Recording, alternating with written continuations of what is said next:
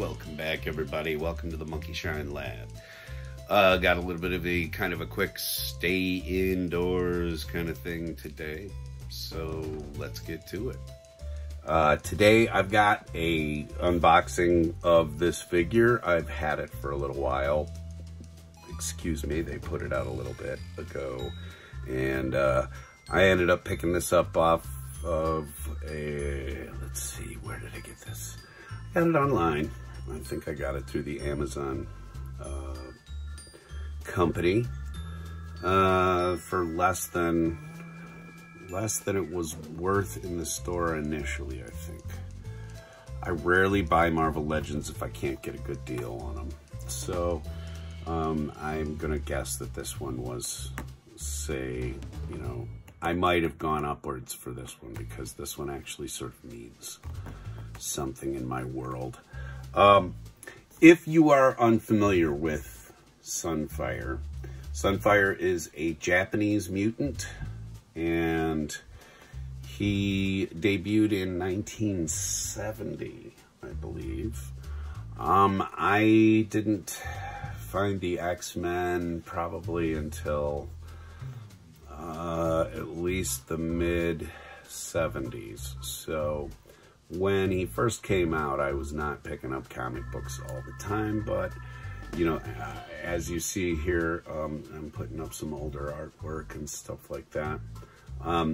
He was a big thing to me because I really like all things Japan, because I grew up on Godzilla and Ultraman and Spectre-Man after school, and Speed Racer and everything else that they shoved at us on UHF band television. And so when this came along, it sort of broke my ethnocentrism a little bit about superheroes having to originate in the United States. I know that sounds silly, but I was a little kid and it was the 70s, so sue me, I don't know. But the character meant a lot to me because it stuck in my head. I did eventually buy some X-Men comic books, and you know, the Wolverine series where he ends up in Japan. SUNFIRE made several guest appearances through other titles as well, but was primarily an X-Men mutant. And the reason why I had such an affinity for him specifically, is that his mother, like Godzilla, his mother was a product, really a product of man's folly with the atom directly. And because she had endured Hiroshima, she gave birth to him. His special abilities are to focus sunlight energy into plasma bursts, and he can, of course, fly on this energy as well. I saw this on the Figure Traps show the other day, not this figure, but the one from Age of Apocalypse. I'll put it up here. I thought, you know, this is kind of funny, so I'm just going to give Figure Trap a little tag here and say, here's the other SUNFIRE. We didn't plan this or anything. I'm just kind of going to do it because I've been feeling it for a little while here. I've never felt good about my country's participation in nuclear energy. It's hard to understand that the quantum physics that came out of splitting the atom and proving these things, it gave us unending energy resources, but it also gave us Chernobyl, Fukushima. We can't stop at a good thing. We gotta fuck it up and we gotta weaponize it.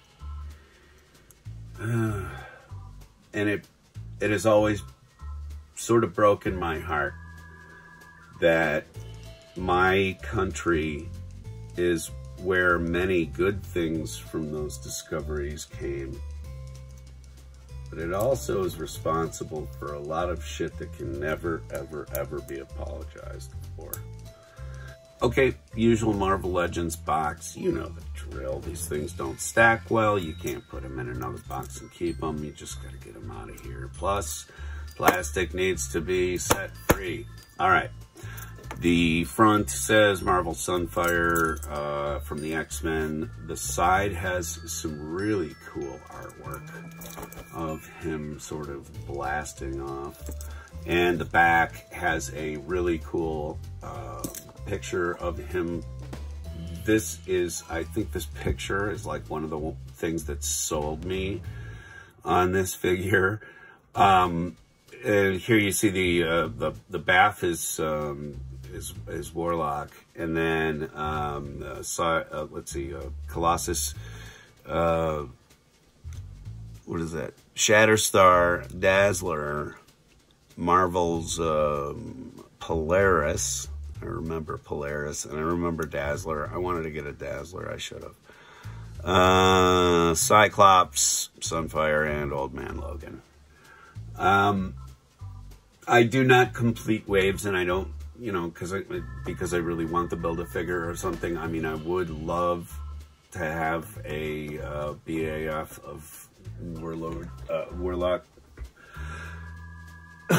Excuse me, but I'm an old man and I don't care. Anyway, if you are new to opening a Marvel Legend, the best way to get into them is usually on the side panel. Just pull one side panel open. Always.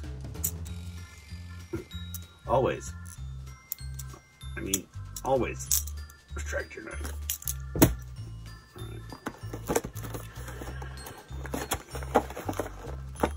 I would love for Marvel to, well, or, you know, Hasbro. I would really love for Hasbro to get off how much plastic goes into these. I mean, the recent Fortnite figures, the boxes have been a disaster, but, you know, there's just still so much plastic we could honestly do away with. But there's your tray shot and the X-Men X in the bottom tray. This is the Warlock Build-A-Figure body. So I've got a torso, which is good. I may at some point, not may, I will at some point put out all my pieces and sort of do a video on what I've got. And maybe some of you out there, maybe we can, you know, trade some pieces out. Like, you know, I need a few for the Hulk, you need this for your Warlock. I don't look at stuff like, oh, this is the Hobgoblin's jet scooter, and I'm gonna, that's real hard to find, and so you gotta give me that plus this. One piece for one piece, okay?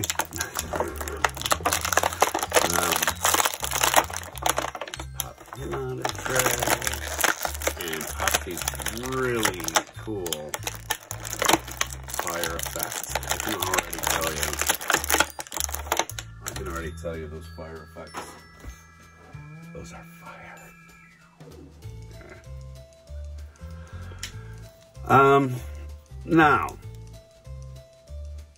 I have often sort of, when I pull one of these figures out, I've ducked behind the, well, you've got the Marvel thing and then Marvel thing, and then I'm done, and then I'm over. That's not going to happen this time. We're going to actually talk about this figure out of the box. The face details are great. One of the things that kind of drew me to this, honestly, this figure, is that he looks very much like a Kamen Rider or a luchador or whatever.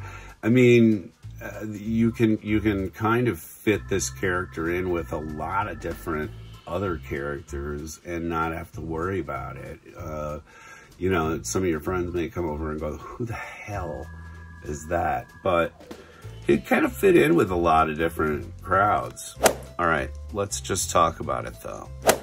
I like the eyes and the subtle gold detailing over the head piece. The headpiece down to the neck looks really nice, but you still have a really good range of movement so that if you did want to put him in a flying position, even a flat flying position, you know, you can have him looking fairly far up. That's pretty good. And he's got excellent down looking as well. So if you wanted to have him blasting backward from somebody or at them, pardon my kicking the camera, that's great range of motion. I think it feels like it's a double ball. It's like a barbell neck piece in there. The other thing is that even though this is semi-old character, we've got some really, really nice butterfly joints in the chest, in the torso, which is awesome. My God, that's cool. Split at the bicep, split at the wrist, double elbow. Yes, double elbow. Ab crunch is sick. This is a character that just burns to be set free on a fly wire. Absolutely. Okay, well, let's talk about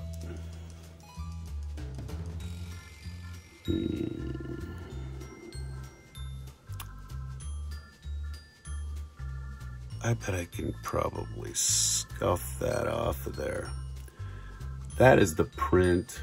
It's an imprint for the product. It's unfortunate that they felt they needed to do that, but let's just talk about the back of his knees and his calves while I'm here. You've got the flames around the boots, which is great, and forward-facing pin rocker for the ankle. And wow, does he have some sculpted thighs, bro.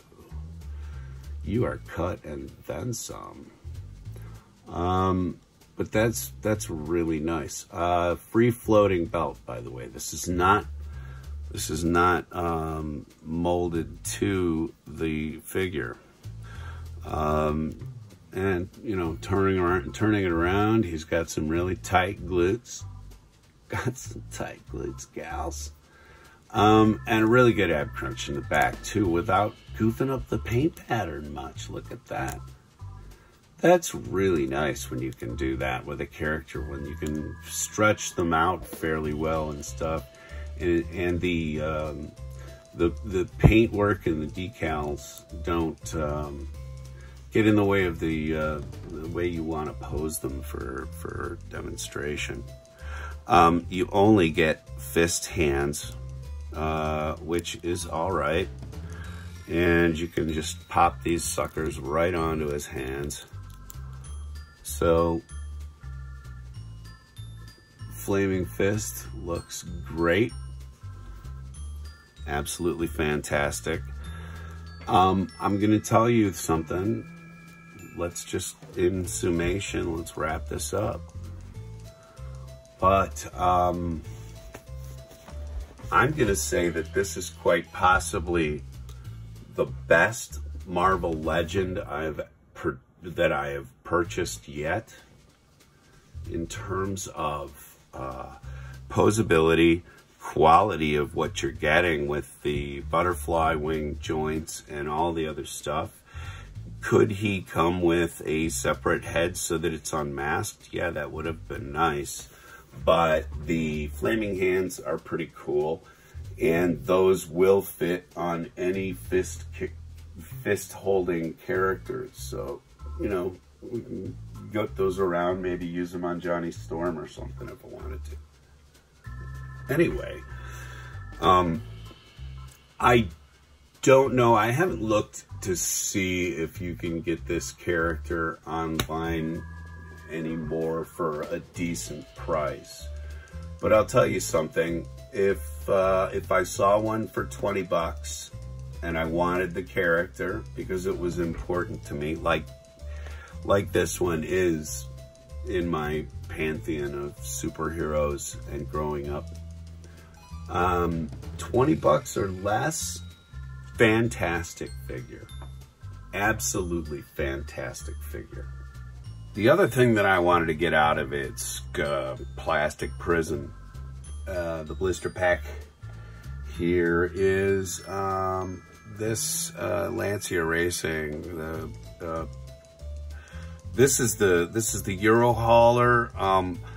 They don't go right out and say it, but it kind of looks like a Prevo.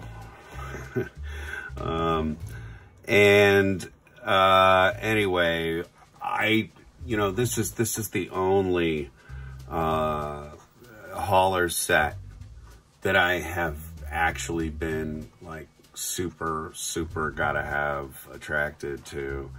And so I'm gonna open it here and finally get it out of its prison, and it's gonna join my my GT setup with the Golf livery. I've got a bunch of stuff with the Golf livery on it, and so this is gonna be another one. I've got a lot of Golf livery, and this one is one more. The Lancia is kind of cool, but quite honestly, I bought it for the hauler because I used to ride on a lot of Prevo buses, and looking at it, it reminded me so much of riding on a Prevo. So anyway, on the back you have the other cars in the set, the Advan and the Mercury Comet, which I kind of liked, but the hauler did absolutely nothing for me. I like the Mercury Comet. This set completely outside my wheelhouse of collecting or want. But I did manage to pick up the EuroHauler with the Lancer Rally. And so I'm going to break that sucker out of the package right now because there's nothing else to see. One side, two side, breaky, inny. If you're new to the channel, we like doing stuff like this to packaging, and we like opening things for you that maybe you wouldn't do that. I slapped a baby. I will slap a EuroHauler.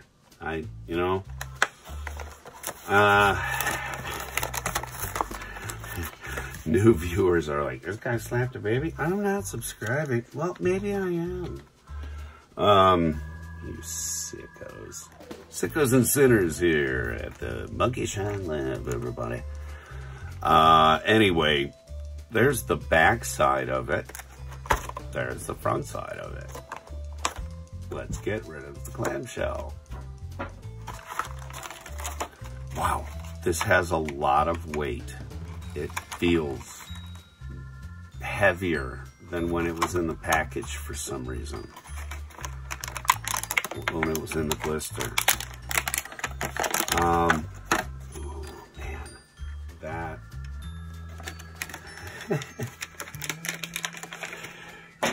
Diecast fans are with me on this. If you came in for the action figures and you're staying for the diecast, I appreciate it. We kind of make several we make several nerd types cross streams here at the lab. But anyway, let's talk about this bad boy for just a second. The Lancia, and we'll take that out for just a second. I want to talk about the bus first. These 45-foot vehicles are they're a marvel that they remain on the road sometimes. And then other times you're like, wow, I can't believe that this thing is still on the road. Okay, we got the Gulf livery on the side, and it's got the little bay doors. I will probably put a little wash on that to bring it out, because that's one of the features I like to see. There we go, with the light you can kind of see that there are some bay doors. If this were to be lightly panel lined with, like, say, a little dark gray or something to bring out some of the detail down there, that would probably be great. They did manage to do a decent job on the front of the bus, and of course the other side, transport and logistics. And then you've got the plastic back hinge door, and there is a errant, useless piece of plastic in there that kept the car. I would assume its back wheels went like this, and then, you know, it kept the car half in, half out. So if you want that feature, I suppose you should keep that piece of plastic. We don't want that feature. But now moving on, put the hauler up here. Moving on to the Lancia. I like all of the decal work on the side. That is really nice. I feel like the only thing I don't like are the plastic spokes on the rims. That's kind of unfortunate, but I understand why it's like that. The interior, wow, look at how scuffed up that windshield is. Right out of the box, nice and scuffed up. But the detail is nice. You can see through the back hatch at the works. And the profile of the car is, I gotta say, just pretty smashing. I like that. The front end's done and the back end is done, so, you know, props to you there, Hot Wheels. But, you know, I feel like, you know, for the amount of money that these cost originally, and I think I got this on a half price deal at Fred Meyer. They were blowing them out. Instead of $13 or something, they were something like, I think they were like 6 or 7, like half priced. And then I scored this. But anyway, my wife loves the number 3, so we're all about that. All in all, pretty cool set. And the car fits in there with plenty of room to bang around. Kind of bogus. Come on, you couldn't have made that a little more form-fitting? I don't know. I guess that's why you keep the plastic spacer if you want, and I guess that's why you keep it in the bubble if you need to, but I don't know. I don't do that. I like to have things out and take a look at them. Check the quality out. And this is cool. I like it.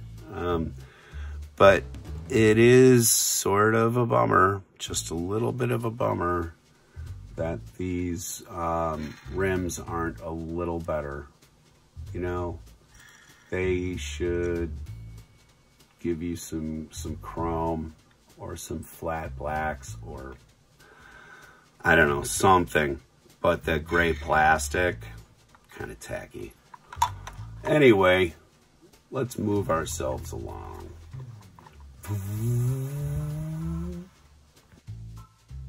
So there you go, X-Men and Lancias and Golfs, oh my.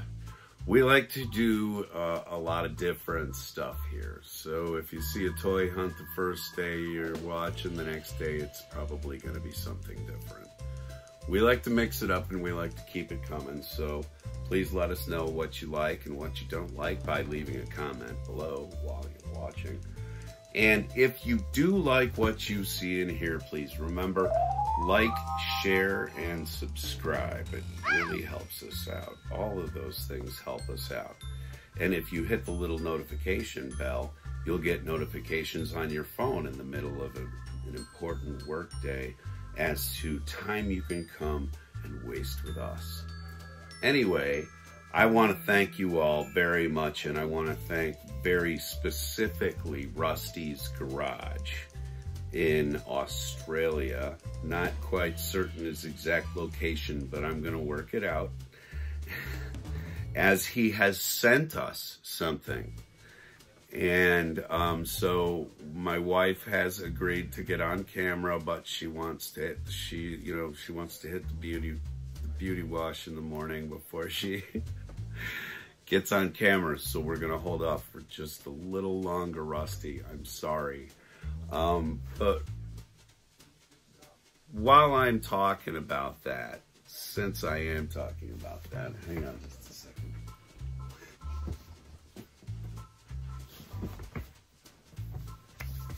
Okay. I have a very active household, and I'm thankful for that.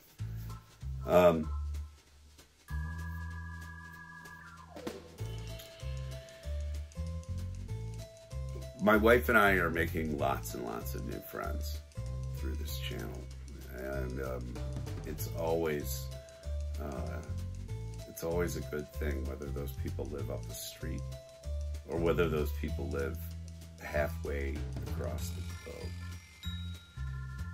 And you know, when you first start meeting somebody in a chat room and you exchange banter and they say nice things about your videos, and you go over and check out their videos and you say nice things back about them, you know, you never really know who you're dealing with on the other end.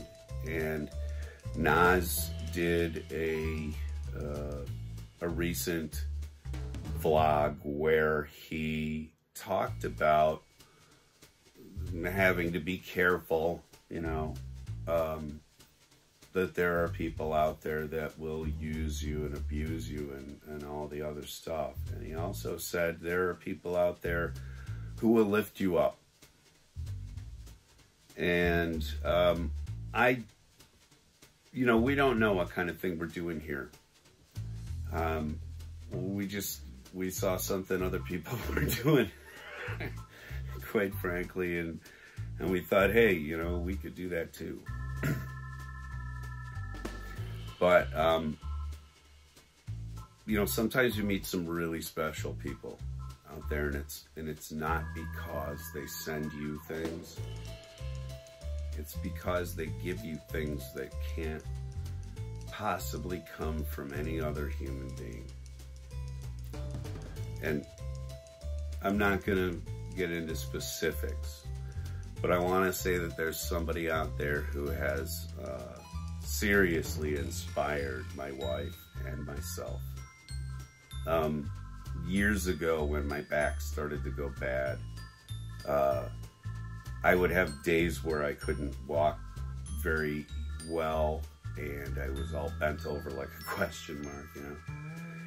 And one day I was on the train, and I was in Chicago, and I was on my way down to a dentist appointment, I think, and my back had gone out. And I was thinking to myself, God damn it, this sucks. And the train came up to the stop, the next stop, like right then. And the doors opened, and a guy in a power chair rolled onto the train. Parked his chair right there. Ever since, I call it my power chair moment, and sometimes it always has been. I mean, literally has been person in a power chair. But when you start looking at your life and you start feeling sorry for yourself, the great universal rubber band that makes all things equal in the end, to me, rolls a person in a power chair in front of me and says, shut the fuck up. You don't know what bad is. Don't complain. So your back hurts a little bit? Shit, dude. So I just wanted to say that there's somebody out there, Rusty. I'm just going to call you out by name, Rusty. This is about you. My wife and I are very inspired by you, and I wanted to give you this message. That you are an inspiration. You have really touched us. Not because you sent us something. We'll open that tomorrow morning. And we'll get that video up. It's not because you sent us something. It's because you gave us something no one else could. Anyway, that's all I wanted to say. And I wanted to say that we genuinely appreciate every second of time that you spend here with us on this channel. And we're going to keep it lighthearted from here on out. But I really wanted to get that message out. Thank you, Rusty. Rusty's Garage. Everybody, please, go hit up Rusty's Garage. Give him a like. Give him a subscribe. Check out some of his car collection. See what's happening in the other part of the world from you.